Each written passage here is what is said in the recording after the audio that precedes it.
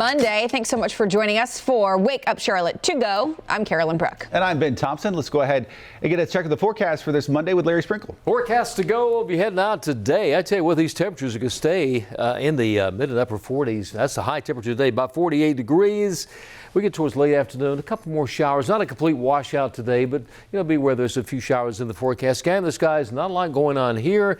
It's in the mountains, and we're going to see the potential for some snow showers up there. There is a winter weather advisory in effect until tomorrow morning at 6 a.m. Some of the higher elevations over towards Banner Elk, Newland, over towards Sugar Mountain, Beach Mountain, and that area, they could get several inches of snow. Here's the way it looks as far as your high temperatures. I would say for the most part, upper 40s to maybe low 50s in a couple of spots tomorrow morning. It is going to be clear and cold lows in the upper 20s, more the same Wednesday morning, but a nice rebound in those temperatures for the end of the week. Thursday, Friday, and Saturday, we're back into the low 60s, and that is your first one forecast, Carol. Larry, thanks. Now to a look at today's top stories in your morning rush. Today, some elementary schoolers will begin spending more time in the classroom. Good Monday morning. I'm Richard DeVayne in Lancaster County, where today starts a new plan where middle schoolers and high schoolers will be in school for 2 days alternating, and 1 day, a Friday, will be virtual for all school students in the district. As far as elementary school students, they'll be in school 4 days a week starting today. I'm Tracy Potts. Congress is rushing to get COVID relief, financial relief, done possibly as soon as this week. The House is supposed to leave on Thursday, the Senate next week. They are trying to deal with the most urgent issues. 12 million people running out of unemployment the day after Christmas, food insecurity, and people who are facing eviction at the end of this month. Lawmakers think they're close. In addition to that, they're also trying to avoid a government shutdown this week and get a defense bill approved. Today's the deadline for North Carolina parents to get some extra financial help from the government. The $335 COVID-19 relief payment is for anybody who claimed a child 16 or under on their tax return last year. Parents or guardians who didn't make enough money last year to file a return will need to fill out an application by 2 p.m. today.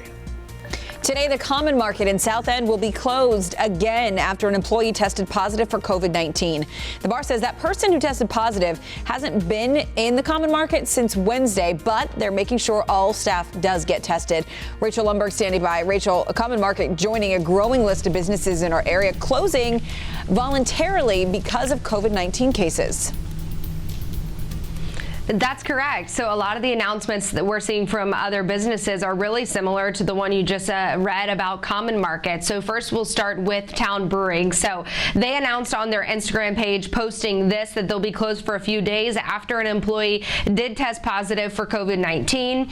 Thomas Street Tavern citing a similar problem. So really these places are among dozens of other hot spots around our area, including OMB, Old Mac Brewery, also in South End Gin Mill. That's a popular restaurant and bar. They say they're staying closed until at least Thursday.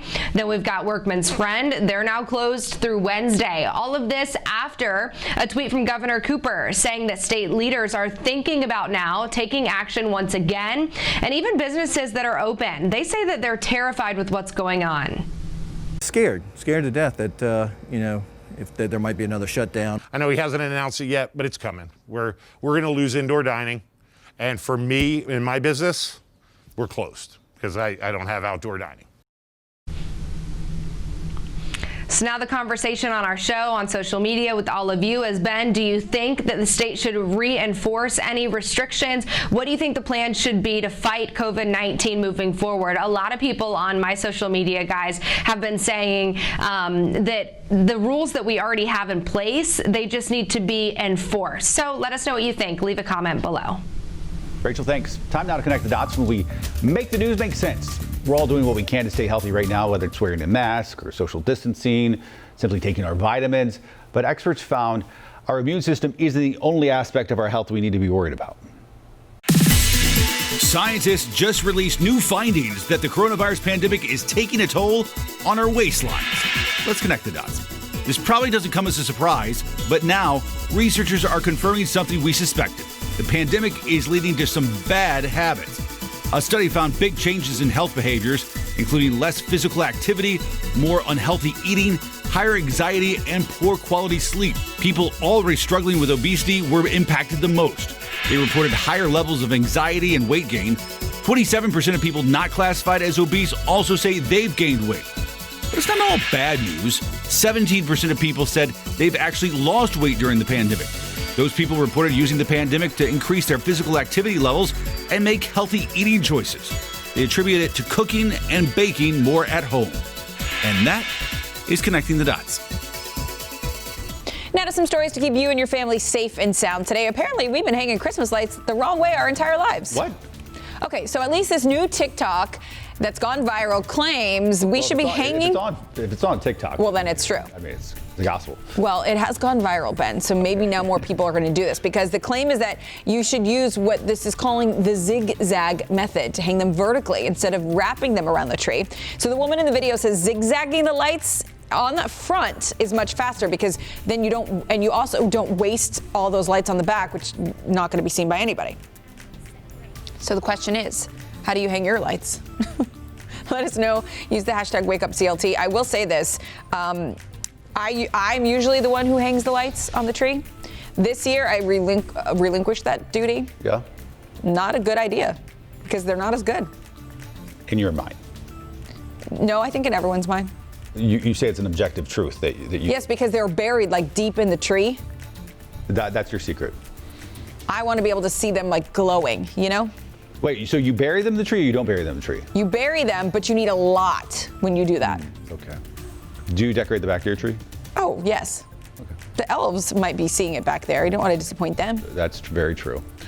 Something to watch for on the road. Despite what you may think, the worst drivers are not teenagers, but close. A new study found it's actually young adults.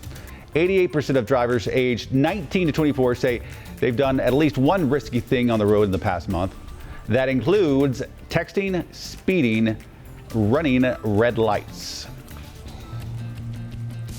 I probably wasn't my best driver at that age. I'm not the best driver now.